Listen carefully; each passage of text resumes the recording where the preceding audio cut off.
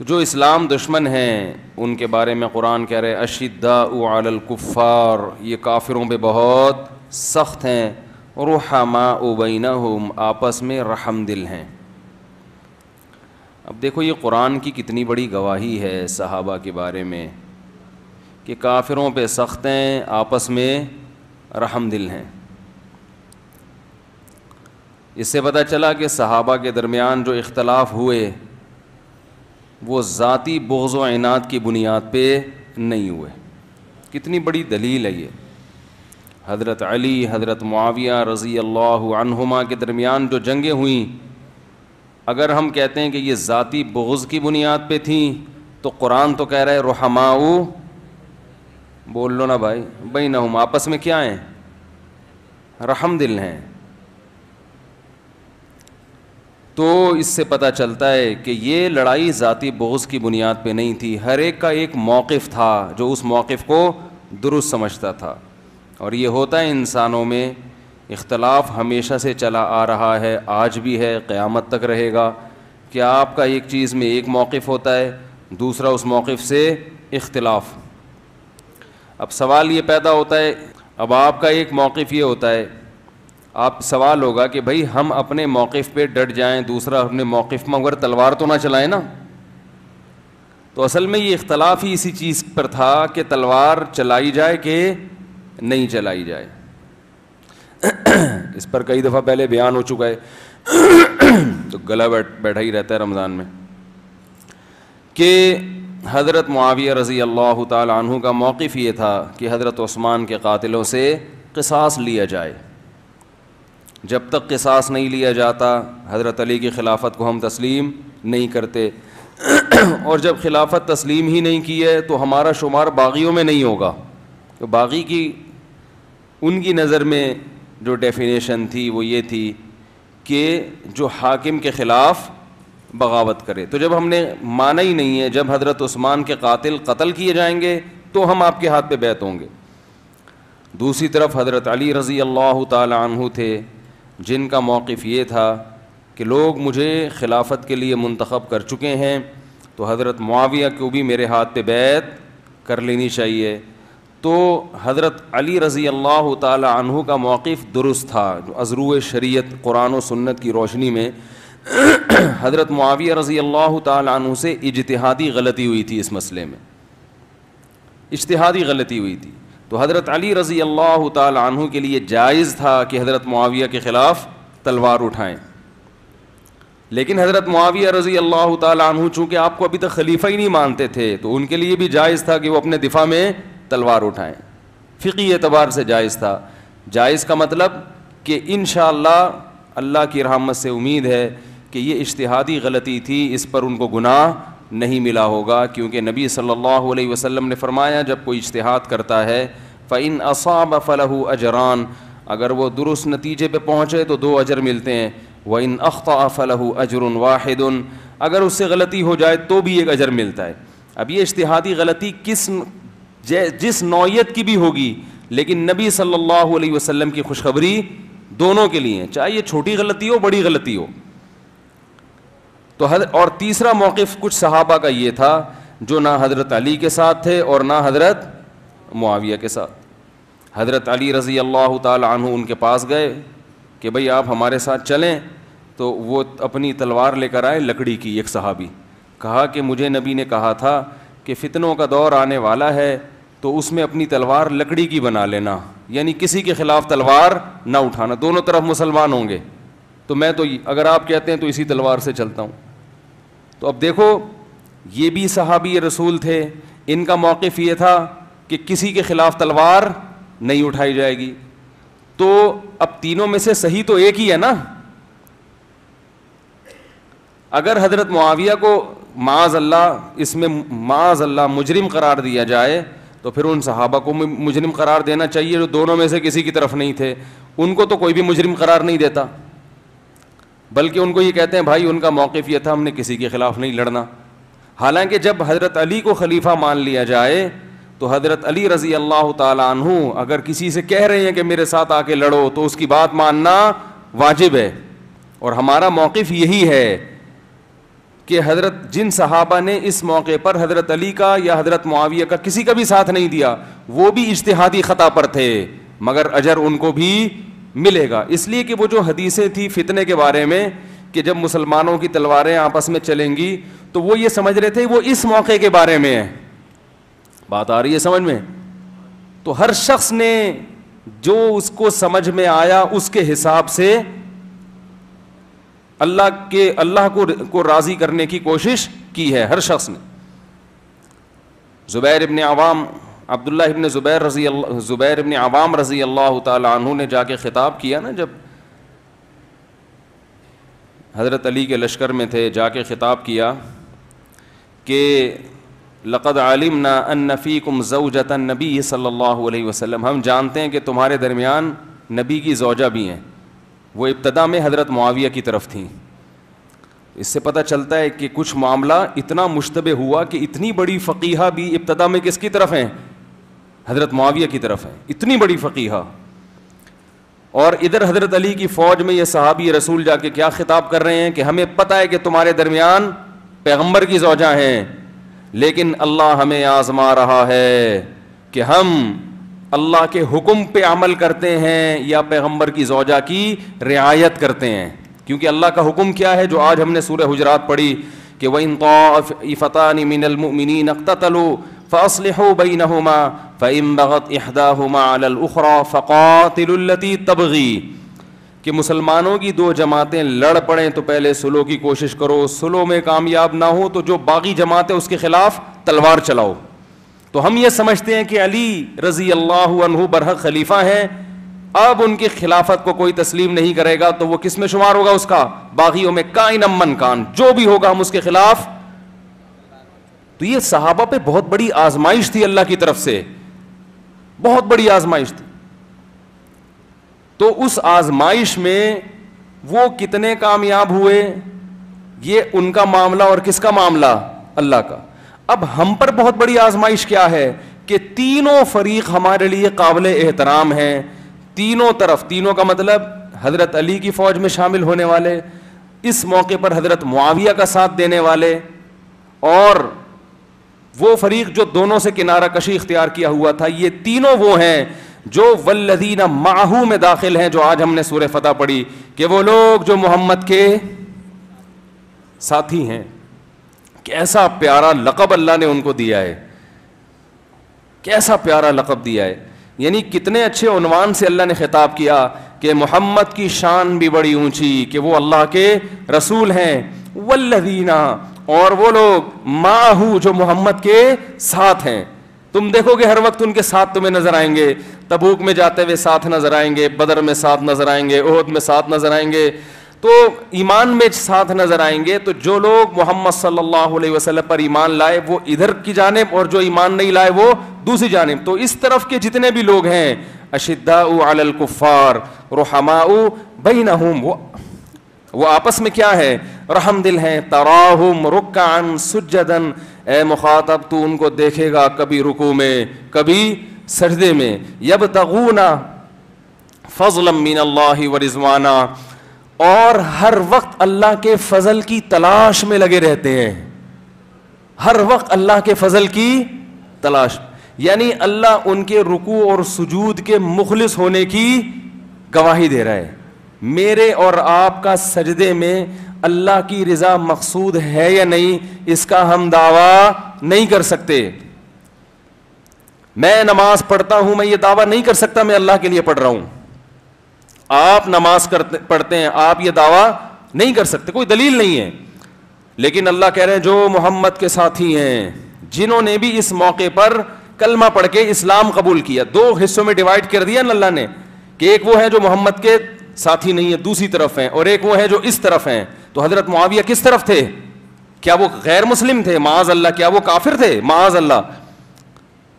اہل سنت والجماعت کا عقیدہ ہے کہ حضرت معاویہ مومن تھے.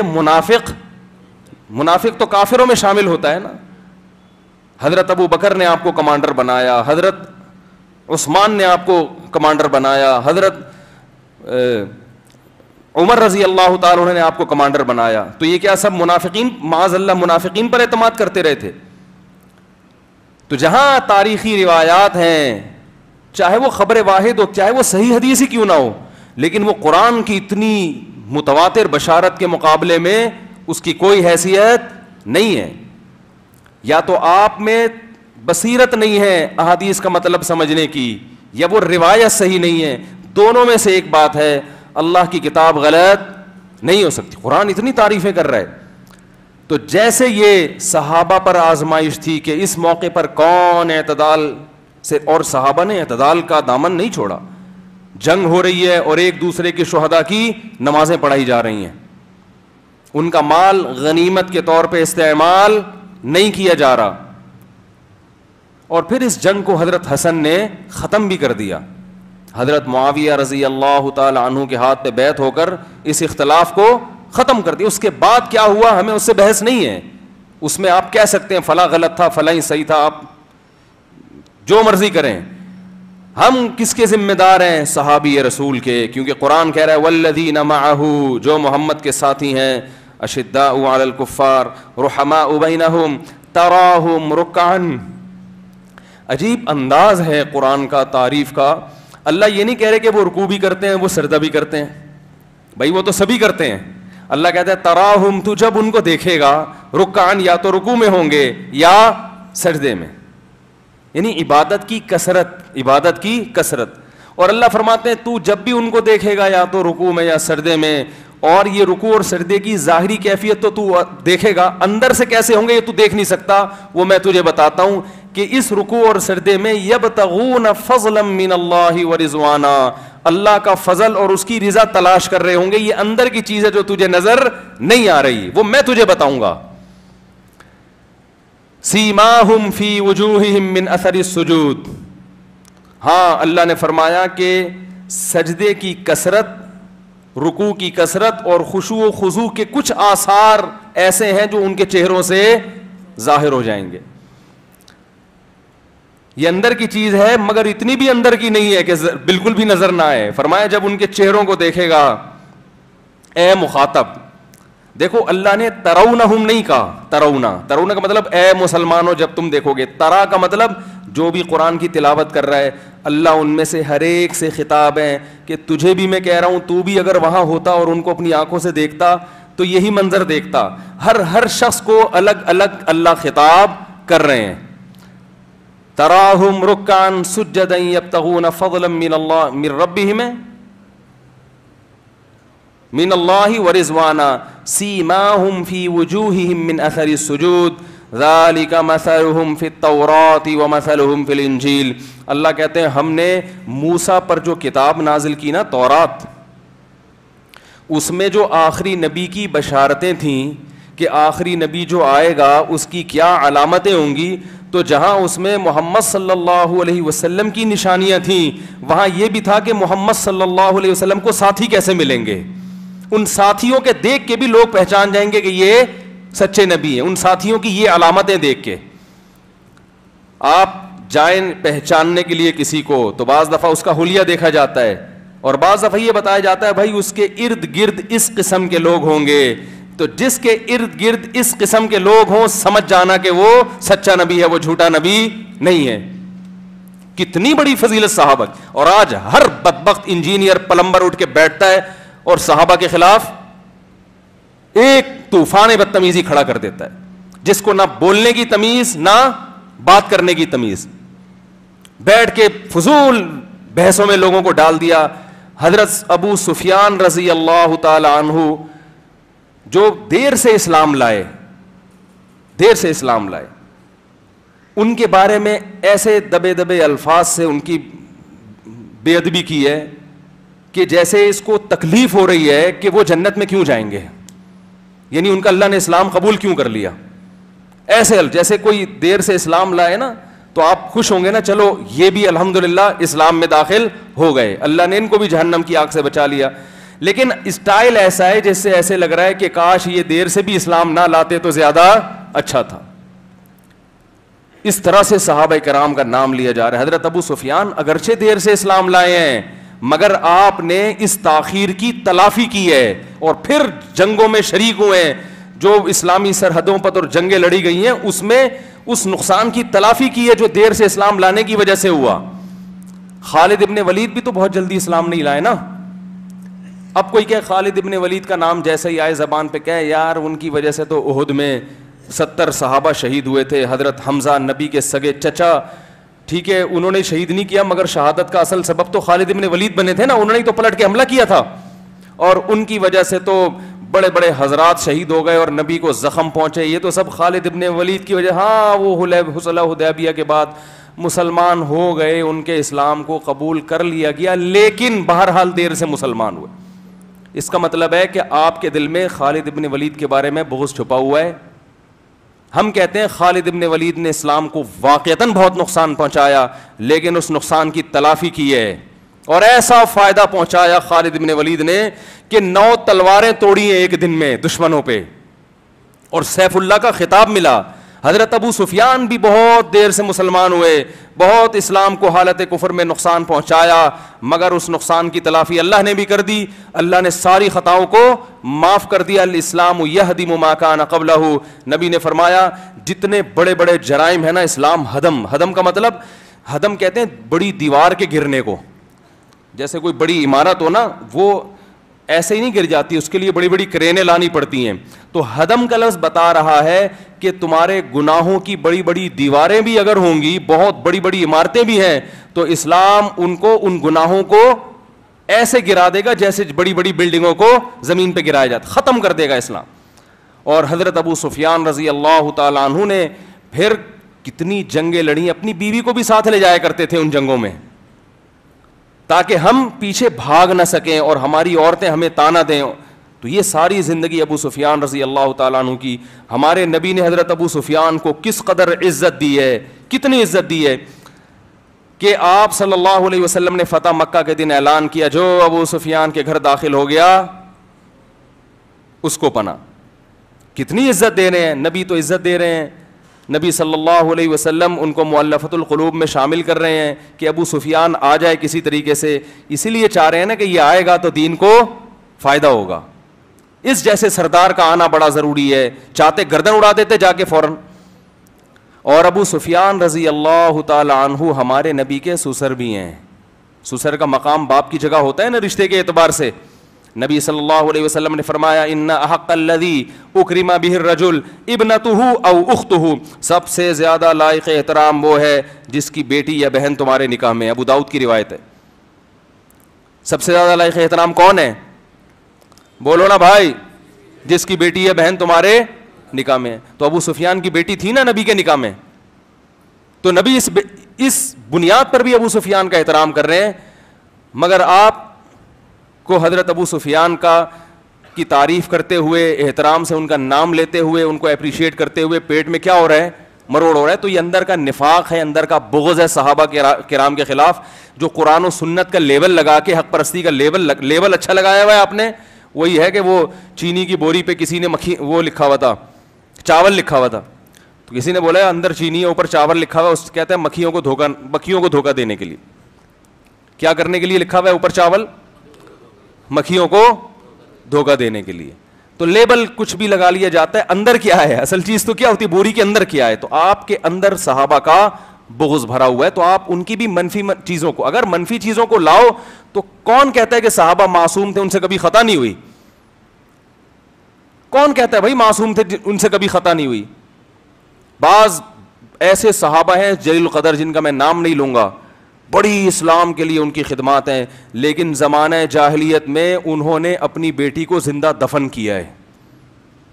کتنا بڑا ظلم.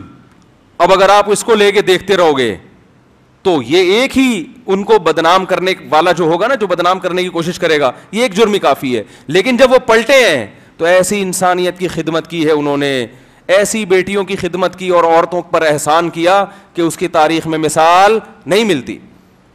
تو قرآن کے الفاظ دیکھو, تراہو میں مخاطب, جب تو ان کو دیکھے گا تو کیا دیکھے گا؟ رکعن سجدن, کبھی رکوع میں کبھی سجدے میں, یبتغون فضلا من اللہ ورضوانا, اپنے اللہ کا فضل تلاش کر رہے ہوں گے, اس کی رضا تلاش کر رہے ہوں گے. اور سیماہم فی وجوہہم من اثر السجود, سجدے کے آثار ان کے چہروں سے نمایاں ہوں گے. اور آخر میں اس بات کو اللہ نے بڑے پیارے کلام کے ساتھ ختم کیا, ذالک مثلہم فی التوراۃ, فرمائے یہ ان کی مثال ہم تورات میں بھی دے چکے تھے, ومثلہم فی الانجیل, اور انجیل میں بھی. عیسیٰ ابن مریم کو بھی ہم نے بتا دیا تھا کہ آخری نبی کی علامات کیا ہوں گی, اس کو ساتھی بڑے خاندانی ملیں گے, کیونکہ حضرت موسیٰ کو جو قوم ملی وہ خاندانی. آواز کو کیا ہو گیا میرے بھائی, اسپیکر بھی تو کوئی خاندانی لے آؤ نا. مجھے بھی ماشاءاللہ یہ خدمت گزار بڑے خاندانی ملے ہیں اور بڑے اچھے ہیں ماشاءاللہ, بہت خدمت کرتے ہیں, لیکن اسپیکر کا مسئلہ حل نہیں ہوتا. واللہ عالم اس کی کیا وجہ, کوئی وائرس ہے کہ ان لوگوں کو کہا گیا ہے کہ آپ مفتی صاحب کی بہت خدمت کریں لیکن مائک ٹھیک نہیں ہونے دینا. باقی ماشاءاللہ ہر چیز میں بہت اچھے ہیں, ایک نمبر لوگ ہیں, سارا دن خدمت کرتے ہیں بغیر کسی معاوضے کے. آج میں سوچ رہا تھا, میں ان لوگوں نے تو مجھے نہیں کہا آپ لوگ دعا کریں تاخراتوں میں ان لوگوں کے لیے بھی جو پوری دنیا میں بیانات ماشاءاللہ پھیلا رہے ہیں. کوئی میری طرف سے اپریشیٹ نہیں کیا جاتا, کوئی یہ نہیں کہ میں کبھی 50 روپے ان کے ہاتھ میں پکڑا دوں, صحیح ہے نا. ٹھیک, ایسے ہی چل رہا ہے حساب کتاب. تو قرآن کے الفاظ کیا ہے کہ یہ ہم نے, ہاں میں عرض کر رہا تھا کہ موسیٰ علیہ السلام کو ساتھی صحیح نہیں ملے. کیسا ان پر حضرت موسیٰ نے احسان کیا, اور فرعون غرق بھی ہو گیا تو بھی کہہ رہے ہیں پکڑے گئے موسیٰ, پھر بچڑے کو معبود بنا لیا, اور یعنی کیا کیا. وہ حضرت موسیٰ بالآخر دنیا سے چلے گئے اور اللہ سے آخر میں دعا مانگ کے گئے, اللہ میری اس قوم سے جان چھڑا دے, میری اس قوم سے ففرق بینی و بین القوم الفاسقین, میری جان چھڑا دے. اور حضرت موسیٰ کا انتقال ہو گیا. پھر کوئی نبی آئے ہیں جن کی میت میں انہوں نے جہاد کیا جا کے. حضرت عیسیٰ کو اچھے بھی ملے برے بھی ملے, اس میں وہ بات نہیں تھی جو حضرت عیسیٰ کے حواری تھے, لیکن محمد صلی اللہ علیہ وسلم کو جو ساتھی ملے, قرآن کہتا ہے کہ آخری نبی ہیں تو ساتھی ان کو کیسے دوں گا, خاندانی. اور ان ساتھیوں میں حضرت علی بھی تھے جو یقیناً صحابہ میں بہت افضل ہیں, حضرت معاویہ سے بہت زیادہ افضل مقام ہے حضرت علی کا, اہل سنت والجماعت کا عقیدہ ہے. لیکن ان میں انہی ساتھیوں میں حضرت معاویہ بھی تھے, حضرت ابو سفیان بھی تھے, مغیرہ ابن شعبہ بھی تھے رضی اللہ عنہم اجمعین. تو ان کی اگر ان سے کوتاہیاں ہوئی ہیں تو یہ اجتہادی خطائیں ہیں, جس میں بہت بڑا طبقہ, صرف اگر آپ معاذ اللہ حضرت معاویہ کو برے کہتے ہو تو صرف حضرت معاویہ نہیں آتے, بڑے بڑے جو صحابہ حضرت معاویہ کے ساتھ تھے سب لپیٹ میں آتے. اسلم یہی ہے کہ اپنی زبانوں کو ان بزرگوں کے خلاف اور ان صحابہ کے خلاف جو ہے ان کی برائی میں استعمال ہونے سے بچایا جائے, اس سے عبادت کا نور ختم ہو جائے گا. اور یہی اہل سنت والجماعت کا ہمیشہ سے عقیدہ چلا آ رہا ہے, ہمیشہ سے. عقائد کی کتابوں میں لکھا ہوا ہے کہ مشاجرات صحابہ, جو صحابہ کا آپس میں اختلاف ہوا, اللہ کے حوالے کر دو. ہم چھوٹے لوگ ہیں, بڑے لوگوں کے ان معاملات میں دخل اندازی کو ہم پسند نہیں کرتے. اور وہ جب ایک چیز ختم ہو گئی, ٹھیک ہے اس کے اثرات رہے, وہ اثرات منفی اثرات رہے, اس کا امت کو نقصان ہوا, اسی اثرات کی بیس پہ تو ہم کہتے ہیں کہ غلطی بہرحال کس کی تھی, حضرت معاویہ کی تھی. میں اجتہادی خطا پر تھے, جان کر ان سے یہ غلطی نہیں ہوئی ہے. تو اگر آپ کہتے ہیں میری سمجھ میں نہیں آتا, تو بھائی وہ ان کی سمجھ میں وہ نہیں آ رہے تھے, اور ایک گروہ صحابہ کا ایسا تھا جن کی سمجھ میں دونوں نہیں آ رہے تھے. ٹھیک ہے نا. تو سمجھ کے بارے میں تو یہ ہوتا ہے نا کہ آپ کی سمجھ میں ایک چیز آئے دوسرے کی نہ آئے. اور پھر قرآن نے کیا کہا آخر میں سورہ فتح کے, اللہ نے فرمایا کزرع اخرج شطأہ فآزرہ فاستغلظ فاستوى على سوقه يعجب الزراع ليغيظ بهم الكفار. فرمایا محمد کے ساتھیوں کی ایک مثال جو ہم نے انجیل میں بیان کی ہے, فرمایا جیسے ایک کوپل باریک سے نکلتی ہے, طوفان سے کسان جو ہے اس کو ہواؤں سے بچاتا ہے, باڑ لگا دیتا ہے کانٹوں کی, کس طرح سے اس کو میں جو ہے اس کی حفاظت کروں پرندوں سے, تو کیسی اس کے جو ہے نا وہ بہت حفاظت کرتے کرتے اپنے ہاتھوں سے اس کو سینچتا ہے, اور پھر بالآخر وہ تناور درخت میں تبدیل ہو جاتے, اس کی جڑیں مضبوط ہو جاتی ہیں. اس کے بعد وہ دوسرے کسان اس کو دیکھ کر حسد کرنے لگتے ہیں. جب وہ ننھے پودے تھے ان کو دیکھ کر کسی کو جیلسی نہیں ہوتی تھی, لوگ کہتے تھے ان کو تو ایک ٹھوکر مارو اڑ جائیں گے, لیکن اللہ فرماتے ہیں جب وہ تناور درخت میں تبدیل ہو جاتے ہیں اور ان کی جڑیں مضبوط ہوتی ہیں, یعجب الزراع لیغیظ بہم الکفار, تو دوسرے کسان اس کو دیکھ کر حسد کرنے لگتے ہیں کہ یہ تو بڑے طاقتور ہو گئے. تو اللہ تعالیٰ کہتے ہیں کہ محمد صلی اللہ علیہ وسلم کے ساتھی بھی پہلے بلال حبشی کی شکل میں, ابو بکر کی شکل میں, 2 4 6 8 جو معمولی کونپلے ہیں, بلال حبشی کے سینے پہ پتھر رکھے جا رہے ہیں, وہ آہ نہیں کر سکتے, وہ احتجاج نہیں کر سکتے. کوئی اس قوم پہ حسد کرنے والا نہیں تھا, ترس کھانے والے تھے کہ خباب ابن ارت کو لٹایا جا رہا ہے انگاروں پہ, تو کیا بیچارہ اپنا دفاع کریں گے. ترس کھانے والے بہت تھے. حسد تو اس پہ کیا جاتا ہے نا جس کے پاس کچھ ہو, لیکن اللہ فرماتے ہیں پھر ایسا تناور درخت ہم نے بنا دیا. خلفائے راشدین کی خلافت دیکھو, پھر حضرت معاویہ کے دور میں آپ دیکھیں کہ جو بحری بیڑا بنائے اور بہت بڑی دنیا پر مسلمانوں کی حکومت قائم ہوئی ہے. تو اللہ فرماتے ہیں صحابہ کے ذریعے میں نے اس دین کو کیا بنا دیا, تناور درخت بنا دیا. اب دنیا دیکھ کے حسد کرنے لگی, جلنے لگے, انہی صحابہ سے جلنے لگے, انہی صحابہ سے جلنے لگے. تو یہ جو جلن ہے یہ صحابہ کی قوت اور طاقت کی وجہ سے, جو غیر مسلم اس سے جل رہے ہیں. تو یہ مثال بھی اللہ نے کس کی دی قرآن میں, صحابہ کی, اور انجیل میں اللہ نے یہ مثال دی کہ ایسے ساتھی ہوں گے جو کمزوری سے ایک دم طاقت پکڑیں گے, جیسے ایک معمولی سا پودا تناور درخت میں تبدیل ہو جاتا ہے. پھر اللہ فرماتے ہیں وعد اللہ الذین آمنوا وعملوا الصالحات منہم, جو بھی ایمان لائے اور نیک اعمال کیے, منہم مغفرتن, اللہ نے ان سے مغفرت کا وعدہ کیا اور اجر عظیم کا. اب پتہ ہے یہاں بھی جو فسادی ہوگا اس آیت کا ترجمہ کیا کرے گا کہ ان میں سے جو ایمان لائے اور نیک اعمال اختیار کیے ان سے اللہ نے اچھا وعدہ کیا ہے. حالانکہ یہ منہم کا تعلق وعدہ سے ہے, سمجھ رہے بات کو, وعدہ منہم, اللہ نے ان سے وعدہ کیا ہے, ان میں سے نہیں, ان سے اللہ نے وعدہ کیا ہے کہ اللہ ان کو اجر عظیم اور مغفرت دے گا. تو آپ جیسے ہوتے ہیں نا ویسا ترجمہ کرتے ہیں آپ.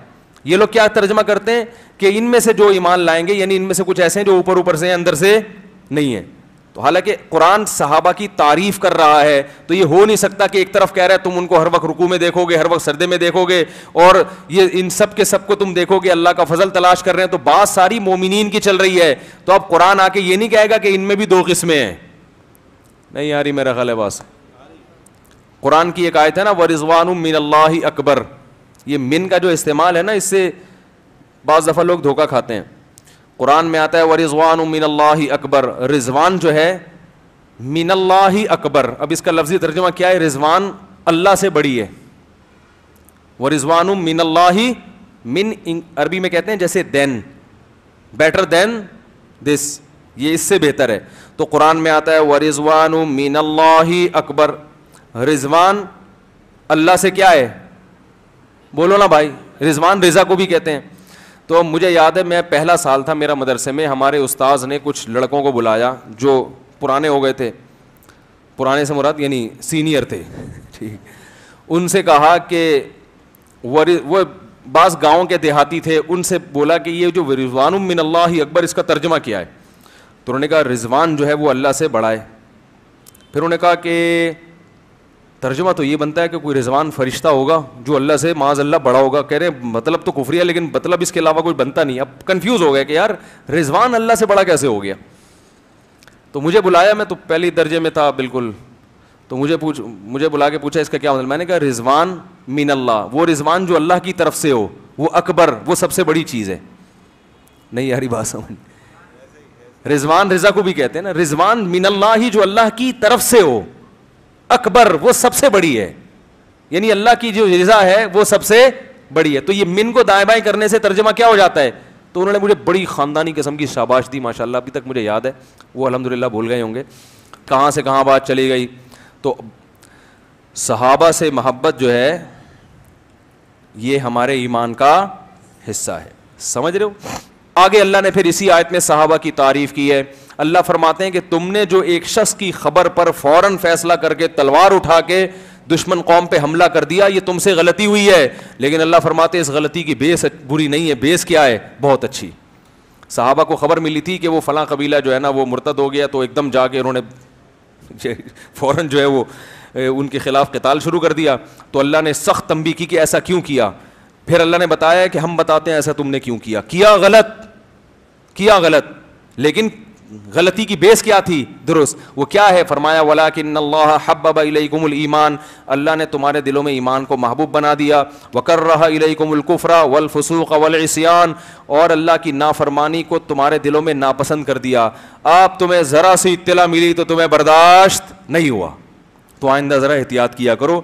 جذباتی جو تم ہو گئے اس کی بیس کیا ہے؟ وہ اچھی ہے. کیونکہ جب انسان کو کسی سے عشق جیسی محبت ہوتی ہے نا, اب کوئی شخص آپ کو آ کے بتائے کہ فلاں نے تمہارے ابا کو گالی دی ہے, اب آپ کو ابا سے محبت اتنی تھی, ایک دم تیش میں آ جا کے 2 چماڑ مار دی اس آدمی کی, تو وہ کہے گا بھائی میں نے تو نہیں دی گالی یار. کہہ رہے ہیں اچھا آپ نے نہیں دی, وہ تو کہہ رہا تھا دی ہے. تو یہ تحقیق پہلے کرنی چاہیے تھی نا کہ دی ہے کہ نہیں دی. لیکن بعض دفعہ غیرت حمیت انسان سے غلطی بھی کروا دیتی ہے. تو اس آیت میں بھی اللہ نے بتا دیا کہ صحابہ سے غلطی ہوئی ہے, لیکن اس کی غلطی کی بیس کیا ہے؟ بولو نا یار کیا ہو گیا؟ غیرت. تو ہم کہتے ہیں حضرت معاویہ سے یقیناً غلطی ہوئی ہے حضرت عثمان کے قاتلوں کے قصاص کا مطالبہ کرنے میں, مگر اس غلطی کی بیس غلط نہیں ہے. وہ حضرت عثمان سے محبت ہے اس غلطی کی بیس. اب آپ کہہ سکتے ہیں کہ حضرت علی کو محبت نہیں تھی. بھائی حضرت علی کو بھی محبت تھی, لیکن وہ سمجھتے تھے کہ میں قاتلوں سے قصاص اگر میں نے لیا تو مدینہ کا امن خراب ہو جائے گا. حضرت علی کو زیادہ محبت تھی یقیناً. تو اچھی تعبیل کر لو گے تو تمیز والے آدمی کہلاؤ گے, ٹھیک ہے نا. اور اگر ہر چیز میں نیگیٹو لے کے جاؤ گے تو ساری دنیا کیا کہے گی آپ کو میرے بھائی. اور یاد رکھو جس نے صحابہ یا اکابر یا بزرگان دین یا فقہا محدثین کو برا بھلا کہا ہے نا, وہ زندگی بھر پھر کبھی پنپ نہیں پایا ہے, اور دنیا میں اس کی توبہ قبول نہیں ہوتی. آخرت میں تو ہو جائے گی. دنیا کا مطلب یہ ہے کہ پھر دنیا میں وہ 100 دفعہ بھی لوگوں سے کہنا کہ میں نے رجوع کر لیا ہے اور میں نیک بن گیا ہوں, تو وہ پھر بھی نہیں پنپ. ایک جماعت ہے, ان لوگوں نے صحابہ کرام کی بڑی گستاخیاں کی ہیں ماضی میں, پھر انہوں نے توبہ طائب کی, مگر وہ پھر بھی پنپ نہیں پائے. تو ہم نے اپنے استاد سے پوچھا کہ یہ لوگ تو بہت اچھے ہو گئے. انہوں نے فرمایا کہ کچھ ایسا معلوم ہوتا ہے کہ جو صحابہ کی ایک دفعہ گستاخی کر لے وہ بعد میں اچھا بھی ہو جائے تو اللہ شاید آخرت میں تو بخش دے, مگر دنیا میں اللہ اس کو لوگوں میں عزت نہیں, وہ کامیاب نہیں ہونے دیتے. تو یہ اتنا بڑا جرم ہے میرے بھائی, اپنی زبانوں کو بچاؤ اس عمل سے. تو ایک اور حکم اللہ نے دیا قرآن میں, وہ کیا دیا کہ وَإِن طَائِفَتَانِ مِنَ الْمُؤْمِنِينَ اقْتَتَلُوا, مسلمانوں کی 2 جماعتوں میں لڑائی ہو جائے تو کیا کرو؟ سلو کرواؤ. لیکن اگر سلو کامیاب نہیں ہو رہی تو پھر جو حکومت کے خلاف بغاوت کے لیے کھڑا ہوا ہے, باقی اسے کہتے ہیں جو حکومت کے اگینسٹ ہو, تو جو حکومت کے خلاف ہے قاتل التی تبغی, تم اس کے خلاف کیا کرو؟ لڑائی کرو. تو یہ بھی اللہ نے حکم دیا, اور فرمایا انما المؤمنون اخوہ. اس کے بغاوت کے تفصیلی احکام پھر بہت لمبے ہیں. فرمایا مومنین آپس میں کیا ہیں؟ بھائی ہیں, ان کے درمیان سلو کرا دیا کرو. تو پتہ یہ بھی چلا کہ 2 بھائی بھی آپس میں لڑ سکتے ہیں. کتنی بڑی نس ہے. تو بعض لوگ کہتے ہیں نا علی معاویہ بھائی بھائی, اس پہ بعض لوگوں کو چڑ ہوتی ہے کہ یہ کیوں, یہ تو حضرت معاویہ کی تو تلوار چلی ہے. تو قرآن خود کہہ رہا ہے کہ 2 جماعتیں لڑ رہی ہیں تو اللہ کہہ رہا ہے یہ سب بھائی بھائی ہیں. بہت مشکل ہے سمجھانا میرے بھائی. ان 2 لڑنے والی جماعتوں کو تو قرآن کہہ رہے ہیں نا کہ بھائی ہیں, لہذا سلو کراؤ ان میں. تو اس سے پتہ چلا کہ تلواریں آپس میں چل کے بھی بھائیوں کا رشتہ قائم رہتا ہے, بشرطے کہ اس تلوار چلنے کی وجہ ذاتی بغض اور ذاتی عناد نہ ہو. بلکہ ذاتی بغض بھی ہوگا اگر, تو اس کو بھی قرآن اخوت کی فہرست سے خارج نہیں کر رہا. کلمے کی رشتے میں کیا ہے؟ آپس میں بھائی ہیں. تو ہم اس بیس پہ کہتے ہیں حضرت علی اور معاویہ آپس میں کیا ہیں؟ اس بیس پہ بھائی ہیں وہ آپس میں. لیکن بعض لوگوں کو اس سے بہت تکلیف ہوتی ہے. تو جو تکلیف ہو رہی ہے تو قرآن کی آیت ہے اس بارے میں کہ 2 جماعتیں لڑ رہی ہوں مومنین کی, تو ان میں سلو کراؤ کیونکہ یہ آپس میں کیا ہیں؟ بھائی ہیں.